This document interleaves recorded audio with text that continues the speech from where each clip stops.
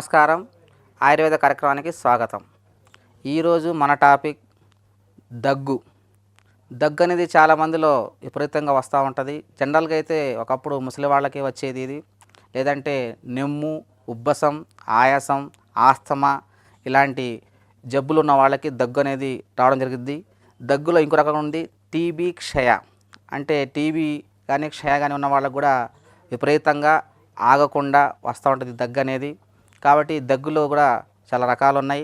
అయితే మనకు జనరల్గా వచ్చే చిన్న చిన్న అంటే ఈ జలుబు, దగ్గు లాంటివి జనరల్గా పిల్లలకి, పెద్దవాళ్ళకి వస్తూనే ఉంటాయి. అయితే ఈ పిల్లల్లో అనేది ఎక్కువగా రావడం అనేది జరుగుతూ ఉంటుంది. సీజనల్గా చలికాలంలో ఏదైనా తీపి వస్తువులు కానీ, పులుపు వస్తువులు కానీ తిన్నప్పుడు పిల్లలకి ఆటోమేటిక్గా ముక్కులమ్మటి చీమిడి కారడం, ముక్కమ్మటి నీరు గారడం, జలుబు చేయడం జరుగుతూ ఉంటుంది. అలాగే దాంతోపాటుగా దగ్గు అనేది రావడం కామన్గా జరుగుతూ ఉంటుంది. అయితే మన పెద్దవాళ్ళకి చాలామందికి దగ్గు అంటే కోరింత దగ్గు అనేది ఒకటి ఉండేది వెనకటికి. అయితే ఈ రోజుల్లో అంత సివియర్గా సీరియస్గా ఎవరికి ఉండట్లేదు.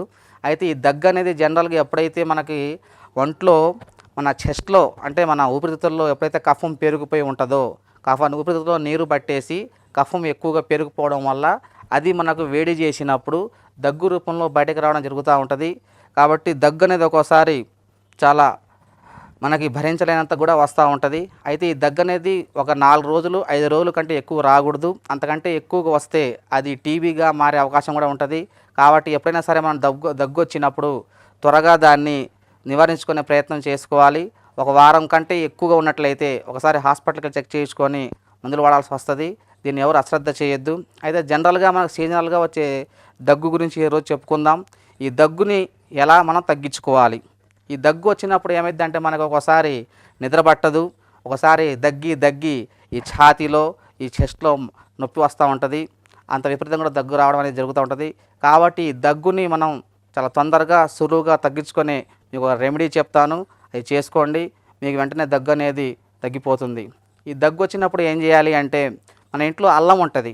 ఈ అల్లాన్ని మనం ఫ్రెష్గా ఉన్న అల్లం తెచ్చుకొని మన బొటని వేలంతా అంటే ఒక అంగుళం ముక్క, ఈ బొటనవేలు అంగుళం ఎంతైతే ఉంటుందో అంత ఒక అంగుళం ముక్కని కట్ చేసుకొని దానిపైన తోలు తీసేసి దాన్ని శుభ్రంగా చిన్న చిన్న ముక్కలుగా తరిగి దానిని సైంధవ లవణం అంటే మనకు తెలుసు రాతి ఉప్పు అంటాము, దాన్ని రాక్ సాల్ట్ అంటారు.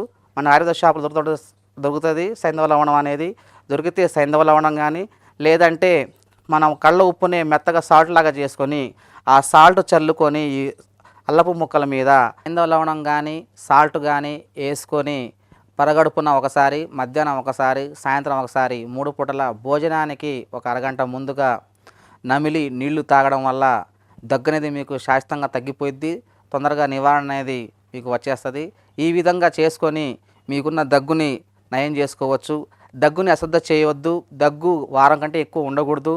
అది వారం కంటే ఎక్కువ ఉంటే అది వేరే విధంగా దారితీసే అవకాశం ఉంది. కాబట్టి ఈ చిట్కాని ఉపయోగించుకొని మీరు దగ్గుని నయం చేసుకుంటారని ఆశిస్తున్నాను. ఇది ఈరోజు కార్యక్రమం. మరుసటి కార్యక్రమంలో మరొక టాపిక్తో మీ ముందుకు వస్తాను. నమస్కారం. ఆయుర్వేదం బాబు. ఇలాంటి మరిన్ని ఇంట్రెస్టింగ్ వీడియోస్ చూడాలనుకుంటే మా ఛానల్ని సబ్స్క్రైబ్ చేసుకోండి.